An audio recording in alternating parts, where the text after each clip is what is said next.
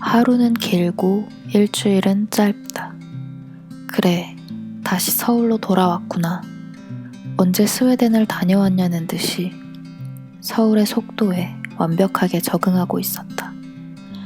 작년 여름 교환학생으로 스웨덴에 있는 작은 도시 베크로 떠났다. 한없이 더웠던 서울의 여름을 벗어난 것이 행운이라 생각했지만 스포츠타월 한 장으로 버텨낸 첫날 밤은 그 어느 밤보다도 추웠다.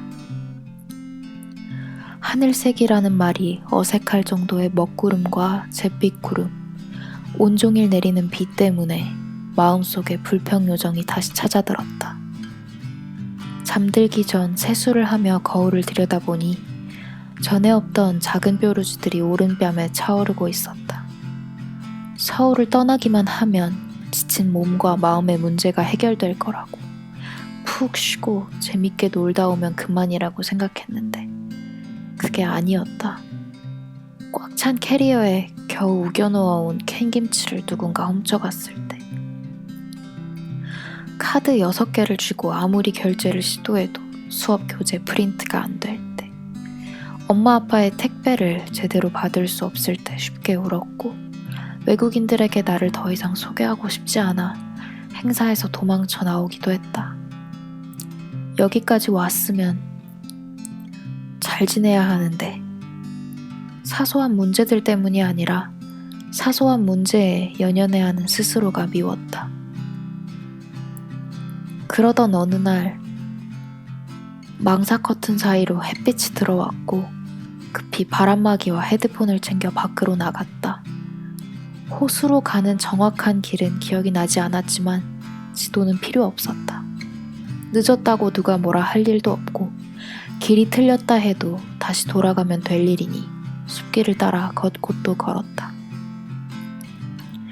조깅하는 사람들이 보이길래 덩달아 뛰어봤지만 30초도 안 돼서 숨을 가쁘게 몰아쉴 수밖에 없었다.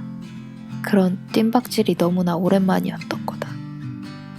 넓은 호수를 만나고 영상을 찍으려고 잠시 노래를 끈 순간 헤드폰 사이로 심장 소리가 들렸다.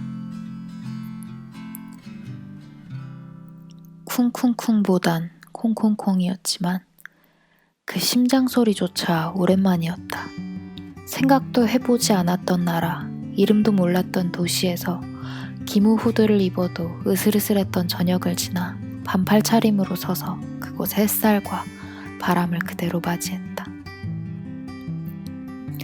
자연을 누릴 수 있다는 기쁨도 잠시 10월까지 수업과 과제, 각종 행사와 계획되어 있던 여행으로 정신없는 나날을 보냈다. 내 안의 모자란 마음과 모난 구석을 발견할 때마다 그것을 들여다보고 인정하는 일이 괴로웠지만 시간은 계속 흘렀고 11월이 되었다. 학교를 가는 날이 일주일에 이틀밖에 안 되었고 아침에는 친구와 조깅을 한 이후 온종일 혼자 하루를 계획하고 쓸 수 있게 되었다. 일회용 오븐 그릇과 생크림, 바질 페스토 등 새로운 식재료를 샀다. 홍차를 끓여 시럽을 만들고 감자 전분을 사서 가지도 튀겼다. 먹고 싶은 음식을 만들기 위해 부지런히 일어났고 다음 날을 위해 제 시간에 잠들었다. 서울에서 들고 오느라 고생했지만 쓸모없다고 여겼던 마이크와 음향 장비도 다시 꺼내 들었다. 가사를 끄적이다 노래를 만들고 귀찮다고 내팽겨쳤던 일기장을 펼쳐 문장이 되지 못한 단어들을 나열해보기도 했다. 온전히 나를 위한 하루를 보내며 스스로를 덜 미워하게 되었다. 그러자 빨간 장바구니를 자전거 앞에 실은 채 손가락이 시린 찬 바람이 몸속을 파고들 때도 웃음이 났다. 한편 겨울에 태어났어도 겨울을 좋아하지 않았었는데 이틀이 넘게 걸려 도착한 핀란드의 라플란드에서 눈을 맞으며 겨울을 사랑하게 되었다. 오로라를 보는 여행에서 오로라도 보지 못했지만 그저 흰 눈과 차가운 공기, 다시는 못 볼 설산 같은 곳이 좋았다. 그 뒤로는 서울로 돌아갈 준비를 하기 바빴다. 서랍장을 한가득 채운 영수증 무덤을 정리하다 보니 지난 날들 무엇을 사고 무엇을 했는지가 주마등처럼 스쳐 지나갔다. 물건을 팔고 버리고 또 팔고 버리며 가득 채웠던 방을 다시 비워냈다. 스웨덴에서의 날들은 분명 끝이 정해져 있는 여행이었기에 아쉬움을 남기지 않으려 무던히 노력했다. 가끔 그리워했던 서울의 속도 그리고 늦은 밤의 불빛이건만 여전히 조급함과 불안함이 남아있는 날들을 보내고 있다. 하지만 이제 스스로의 부족함을 탓하기보다 흔들리는 그 모습을 있는 그대로 받아들이기로 했다.